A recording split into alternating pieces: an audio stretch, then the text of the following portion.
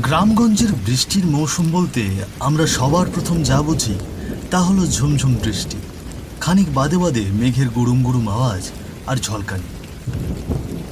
অনেকের কাছে তা বিলাসিতা মনে হলেও এই মুহূর্তে রতনের কাছে সেটা একেবারেই বিলাসিতার মুহূর্ত মনে হচ্ছে না। সময় প্রায় মাঝরাত। এমন সময় ছাতা মাথায়, হাতে ব্যাগ নিয়ে এই প্যাচ প্যাচে কাদার মধ্য দিয়ে বৃষ্টির সাথে মোকাবিলা করে হেঁটে চলেছে রতন। বড় রাস্তা পেরিয়ে অলিগলি ডিঙিয়ে গ্রামের মেঠো পথ ধরেই এগিয়ে চলেছে সে। পুরো রাস্তা কাদায় মাখামাখি হয়ে আছে। সকালবেলা রওনা দিলেও বৃষ্টির কারণে গাড়ি ঘোড়া বন্ধ থাকায় প্রায় সারাদিনই নষ্ট হয়ে গেছে রতনের উদ্দেশ্য নিজের বাড়ি নীলগঞ্জে যাওয়া। প্রায় 6 বছর শহরে কাজ করে নিজের পরিবারের কাছে ফিরছে রতন। কি অলক্ষণে বৃষ্টি! সকাল থেকে একটানা পড়েই যাচ্ছে, থামবার আর নাম নেই। বৃষ্টির জন্য রাস্তাঘাট সব বন্ধ। পৌঁছতেই মাঝরাত হয়ে গেল। নদীর ঘাটে নৌকা পেলে হয়। ঝুমঝুম বৃষ্টিতে মাঝিরা সব বাড়ি পৌঁছে গেছে। রতন চারপাশে তাকিয়ে চাতক পাখির মতো হন্যে হয়ে খুঁজতে লাগলো একটা নৌকা, কিন্তু কোথাও নৌকার দেখা মিলল না। এদিকে ঝুমঝুম বৃষ্টির মধ্যেই আকাশ চিরে একের পর এক বাজ পড়ছে। তার শব্দ এত বিকট যে শুনে বোঝা যাচ্ছে আশেপাশে কোথাও পড়ছে। দুশ্চিন্তাগ্রস্ত হয়ে ভাবতে থাকে এই অসময়ে নৌকা কোথা থেকে পাবে সে। এপারে কোনো ছাউনি নেই দাঁড়ানোর মতো। সারাদিন রাস্তায় কাটিয়েছে সে, তাই সারা রাত দাঁড়িয়ে থাকার মতো ক্ষমতা রতনের নেই। নদী পেরোলেই তার গ্রাম। ভগবান, এমন বিপদে ফেললে এবারের থেকে উদ্ধার করো। কোনো নৌকাই তো দেখতে পাচ্ছি না, এবার কি হবে? রতন হঠাৎ মাঝ নদীতে তাকিয়ে দেখে দূরে টিমটিমে আলোর মতো কিছু একটা দেখা যাচ্ছে। আরো স্পষ্ট হতে থাকে জিনিসগুলো আস্তে আস্তে। রতন দেখে মাঝ নদীতে মাঝারি আকৃতির নৌকা ভেসে আছে। রতনের মনে পড়তে থাকে বেশ কিছু বছর আগে যখন রতন ছোট ছিল, তখন তাদের গাঁয়ের এই নদীতে বেশ কিছু বেদে সম্প্রদায় নৌকায় বসবাস করত। তারা ছিল অসহায় যাযাবর জাতি। ঘরবাড়ি না থাকায় নৌকাই ছিল তাদের শেষ সম্বল। কিন্তু কোনো এক অজানা কারণে হুট করে বেদে সম্প্রদায় এক রাতের মধ্যে উধাও হয়ে গিয়েছিল। সবাই বলা বলি করছিল তারা অন্যত্র চলে গেছে। এত বছর পর তারাই কি তবে ফিরে এসেছে? দেখে তো মনে হচ্ছে ওরাই সেই বেদের দল। বসে বসে গেম খেলছেন? ক্রিকেক্সে খেলুন, সাথে টাকা উপার্জন করুন। নতুন অ্যাকাউন্ট খুললেই পাচ্ছেন 100টি স্পিন একদম ফ্রি। জন্মদিনে থাকছে বিশেষ গিফট, পেয়ে যান 1000 টাকা বোনাস। লগ ইন করলে প্রতিদিন 205টি ফ্রি স্পিন, 500 টাকা ডিপোজিটে পেয়ে যান 3000 টাকা বোনাস। বন্ধুকে রেফার করলে জেতার সুযোগ 3,77,777 টাকা। অ্যাডমিটর খেলুন, আকাশে উড়ুন, জিতুন 50,000 টাকা পর্যন্ত ক্যাশব্যাক একেবারে ঝড়ের গতিতে। আর জেতা টাকা তুলুন নিরাপদ উপায়ে, বিকাশ, নগদ, রকেট উপায় এবং ভারতে ফোনপে, গুগল পে, ইউপিআই এর মাধ্যমে লেনদেন করুন দ্রুত এবং নিশ্চিন্তে। তো পিন করা কমেন্ট থেকে বিনামূল্যে ক্রিকেক্স অ্যাপে রেজিস্ট্রেশন করুন এবং উপার্জনের যাত্রা শুরু করুন। এত বছর গ্রামে ছিলাম না, হয়তো এর ভিতরেই গ্রামে ফিরে এসেছে ওরা। তবে এত দূর থেকে ওরা কি আমায় দেখতে পাবে? রতন দেখতে পায় সেই বেদে নৌকাগুলো ধীরে ধীরে তার দিকে এগিয়ে আসছে। এত সময় পর কিছু মানুষের দেখা পাবে এই ভেবে রতন খানিকটা নিশ্চিন্ত হয়। নৌকাগুলো ধীরে ধীরে নদীর পাড়ের দিকে এসে পড়ে। এত রাইতে এইখানে কি করেছেন বাবু, এই বৃষ্টির ভেতরে? আর বলবেন না, এই বৃষ্টির কারণে সারা রাস্তা গাড়ি আটকে ছিল। আমি এই গাঁয়েরই ছেলে। বছর 6 পর শহর থেকে ফিরলাম। ভেবেছিলাম ঘাটে কোনো নৌকাই পাবো না। আচ্ছা, আপনারা কি বেদে? হ বাবু, আমরাই সেই বেদে। আমাদের নৌকায় উঠা পড়েন বাবু, পারে আপনারে নাইমে দিয়ে আসি। কিন্তু আপনাদের অসুবিধা হবে না তো? কি যে কোন বাবু, আপনারা এতদিন আশ্রয় দিচ্ছেন, এইটুকু সাহায্য করুন না। আচ্ছা বেশ, আমারও ওই পারে যাওয়াটা খুব দরকার। এত রাতে নৌকা পাওয়া সম্ভব নয়। আপনারা ওপারে নামিয়ে দিলে আমারও অনেক উপকার হয়। রতন অবিলম্বে নৌকায় উঠে পড়ে। এই বৃষ্টিতে এমন সাহায্য সে পাবে এ কথা কল্পনাও করেন। মনে মনে ভগবান আর এই বেদে সম্প্রদায়ের লোকেদের কাছে কৃতজ্ঞতা জানাচ্ছে সে। রতন দেখল নৌকার ভেতর একটা মেয়ে বসে আছে। এক হাতে ঘোমটা টেনে। দেখে খুব একটা বয়স মনে হচ্ছে না। আপনারা না থাকলে আমার যে কী হতো, সারা রাত ওই বারে দাঁড়িয়ে থাকা সম্ভব হতো না। তা আপনারা আবার কবে এসেছেন? ছোটবেলায় শুনেছিলাম বেদে সম্প্রদায়ের লোকেরা কোথায় যেন চলে গেছে গ্রাম ছেড়ে। এই গাঁয়ে আবার ফিরলেন কবে? সেসব তো অনেক পুরনো ঘটনা গো। বেদে সম্প্রদায়ের লোক বন্যায় বাইসে এই গায়ে আইসেছিল। এরপর বছরের পর বছর এই গায়ে থাকতে থাকতে এই গায়ের বাসিন্দা হইয়া উঠেছিল গো। একদিন এক বিপদে সব শেষ হয়ে গেল গো। মানে কি বিপদ হয়েছিল? তুমি কি সেই গল্প শুনবা বাবা? শোনো তবে। নৌকায় বসে থাকা বৃদ্ধা মহিলা বলতে শুরু করে কিভাবে তারা এখান থেকে চলে গিয়েছিল। রতন মনোযোগ দিয়ে শুনতে থাকে সেই গল্প। আইজ আমি একখান শৈল মাছ ধরেছি মা। মাছটা বেশ বড় আছে। ওইখান রান্দি? আইসা রান্দো মা। জালখান একটু বেশি কইরা দিস মা। আইসা বাবা। কিরে, সকলকে আজকে বেশ খুশি মনে হচ্ছে।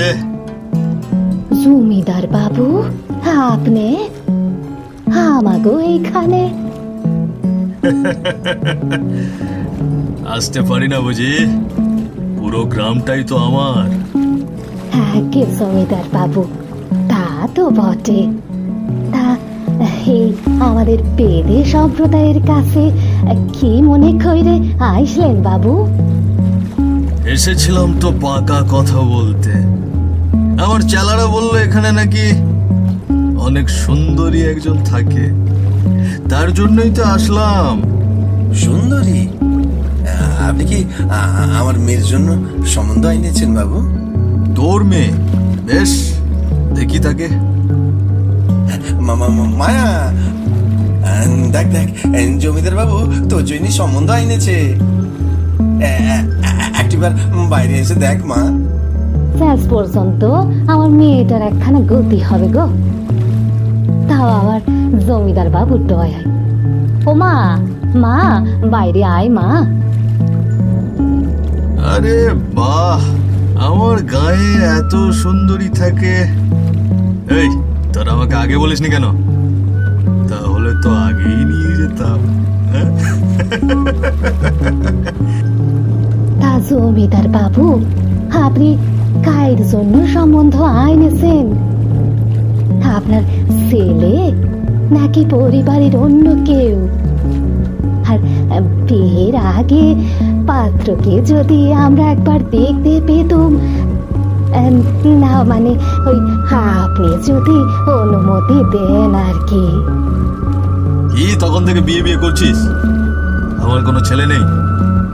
আমি তো এসেছি আমার জন্য, আর বিয়ে করতে নয়। আমার একটা বাগান বাড়ি ছিল, সেখানে নিয়ে যেতে। ওসব বিয়ে টিয়ে বহুকাল আগে করেছিল। ওকে তো নিয়ে যাব আমার বাগান বাড়িতে রাখতে। তবে চিন্তা করিস না, তোরা মাসে মাসে অনেক টাকা পাবি। টাকা পয়সা সোনা দানায় একেবারে ভরিয়ে রাখবো। এইসব নৌকায় ভেসে ভেসে থাকতে হবে না তোদের। তোদের বাড়িও বানিয়ে দেব।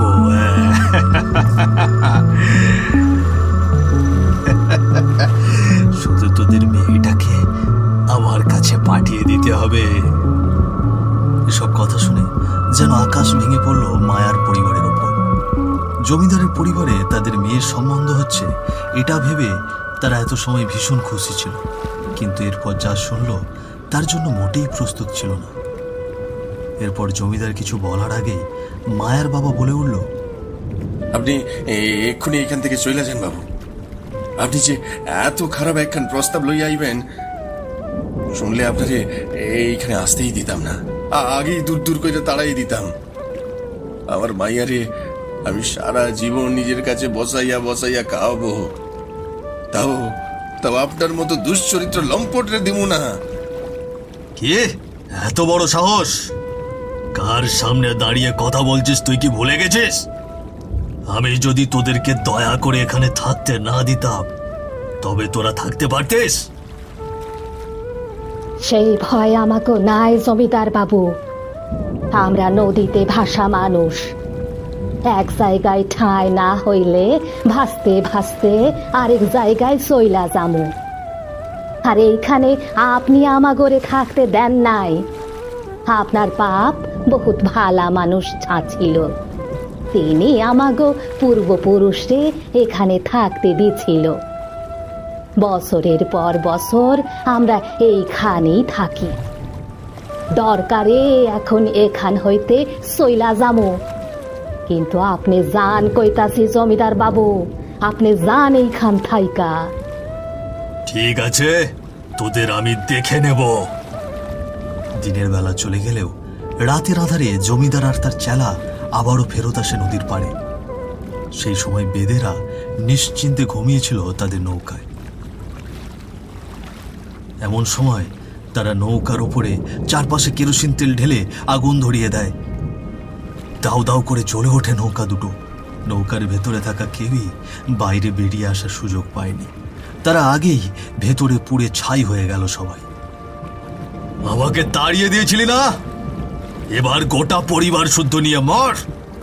এই শোন, সব কটা মরে গেলে জল সমাধি দিয়ে দিবি, কেউ যেন টের না পায়। মানে আমাদের জমিদার আপনাদের এই নৌকায় আগুন ধরিয়ে দিয়েছিল? কি বলছেন এসব? আমরা গ্রামে থেকে কেউ কিছু জানবো না? ভালোই গল্প করতে পারেন দেখছি।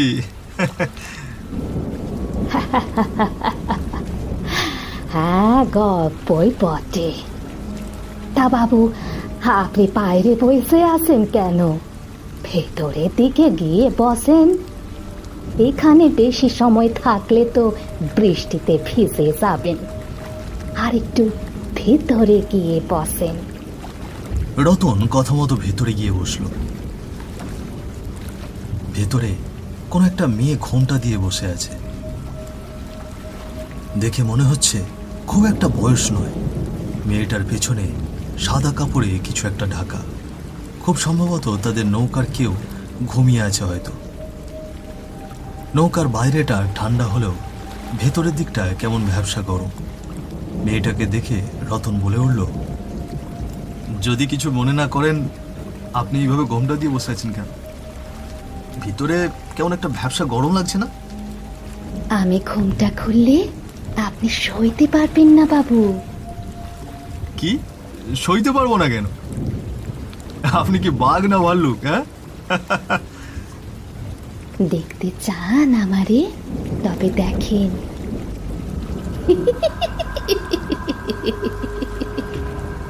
ঘোমটা খোলার সাথে সাথেই রতন যেন নিজের চোখে বিশ্বাস করতে পারলো না। সত্যিই দেখছে নাকি স্বপ্ন বুঝে উঠতে পারলো না। এই যে এক পোড়া বিগলিত মুখ, শরীর থেকে খসে খসে পড়ছে গলিত মাংস। এরপর রতনের সামনে একে একে সকলের রূপ পরিবর্তন হতে শুরু করলো। রতন যেন নিজের চোখে বিশ্বাস করতে পারছে না। সকলকে দেখে মনে হচ্ছে নরকে ঢুকেছে সে। ওরা কি সত্যি সত্যি মানুষ? তবে কি কিছুক্ষণ আগে যে গল্পটা রতন শুনলো, ওইটা সত্যি সত্যি তাদের গল্প? সেদিন সবাই মারা গেছিল, তবে কি এরা সবাই তাদেরই ফিরে আসা আত্মা? কি এসব কি হচ্ছে আমার চোখের সামনে? কারা তোমরা? কি কি কি চাও আমার কাছে? সেদিন আমাদের পুড়িয়ে জল সমাধি দিয়েছিল ওই জমিদার। কেউ জানতে পারেনি, কেউ না। এই জলের নিচেই আছে আমাদের সবার লাশ। ওই গায়ের মানুষেরা আমাদের খোঁজও করেনি। ভিন্ন জাতি বলে আমাদের সকলে আলাদা করে রাখেছিল। আর তুই তুই হলি ওই গ্রামের লোক। তোকে তো এবার মরতে হবে। না না, দোষ তো করেছে জমিদার। আমাদেরকে কেন শাস্তি দেবে? বিশ্বাস করো, আমি এসব জানতাম না। আর গ্রামে আমার বউ মা বাবা আছে, দয়া করে আমাকে ছেড়ে দাও।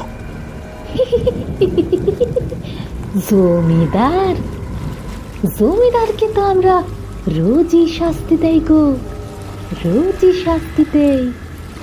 ওই দেখো বাবু, ওই হলো জমিদার। আমরা সবাই রোজ রাতে একটু একটু করে খাই, আমাদের ক্ষুধা মিটাই।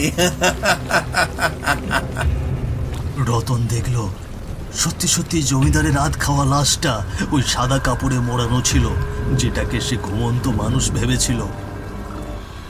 এই অশরীরী আত্মারা জমিদারকে অনেক আগেই মেরে ফেলেছে। তার শরীরকে নিয়ে রোজ উল্লাসে মেতে ওঠে ওরা। রোজ শাস্তি পেতে হয় জমিদারকে। এইসব দেখে রতন যেন আর সহ্য করতে পারে না। এদিকে সবাই তেড়ে আসে রতনের দিকে। না না, দয়া করো আমাকে, আমাকে মেরে ফেলো না। আমি তো তোমাদের কোনো ক্ষতি করিনি, দয়া করো আমাকে। পরিস্থিতি এই রূপ দেখে অন্য কোনো কিছু চিন্তা না করে দিক বিদিক জ্ঞান শূন্য হয়ে চিৎকার দিয়ে রতন নদীতে ঝাঁপ দেয়। ও রতন, বলি শুনতে পাচ্ছিস বাবা? কি রে? আমি কোথায়? ওরা কি আমাকে মেরে ফেলেছে? কি বলছিস তুই? ভালো করে তাকিয়ে দেখ, আমি তোর হরেন কাকা। তুই এখানে পড়ে আছিস কি করে বাবা? রাতের বেলা নদীতে পড়ে গিয়েছিলি নাকি? ওরা ওই বেদেরা এসেছিল। কি কি বলছিস তুই? ওরা আবারও ফিরে এসেছে? জমিদারকে নিয়ে গিয়ে ওদের শান্তি হয়নি? এসব কি হচ্ছে কাকা? অনেক আগে তুই যখন ছোট ছিলি তখন ওদের মেরে ফেলেছিল এই জমিদার। অনেক বছর পর যখন জমিদারকে সকলের সামনে তুলে নিয়ে গেল, তখন জমিদারের সাথে মিলে যে চেলা ওদের মেরেছিল, সে সবার সামনে সব কথা সবাইকে বলে দিয়েছিল। ওর মাধ্যমে আমরা জানতে পারি কেন ওই বেদে সম্প্রদায়ের আত্মারা জমিদারকে তুলে নিয়ে গেছে। তুই তখন শহরে ছিলি। জমিদার অনেক কষ্ট দিয়ে মেরেছিল ওদের রে। ওরা তার প্রতিশোধ নিতে ফিরে এসেছে। আমরা ভেবেছিলাম জমিদারকে নিয়ে যাওয়ার পর হয়তো ওরা শান্তি পাবে, কিন্তু তোর কথা শুনে মনে হচ্ছে ওদের আত্মা এখনো শান্তি পায়নি, এখনো ফিরে আসে এই নদীতে। এই প্রতিশোধ যেন চলতে থাকবে যুগ যুগান্তর ধরে। ছোট জাত বলে এক অবহেলার শিকার হয় পরিবার যেন এখন প্রতিশোধের নেশায় মেতে উঠেছে। সমাজের প্রতিটা মানুষেরই মাথা উঁচু করে বাঁচার অধিকার আছে, কিন্তু কিছু ধনী ব্যক্তির কারণে সেসব মানুষেরা মাথা চাড়া দিয়ে ওঠার সুযোগ পায় না কেউই। এই গল্প হাজারো মায়ার, যারা ধনী ব্যক্তিদের লালসার শিকার হয়, অবশেষে মৃত্যুর কোলে ঢলে পড়তে হয়।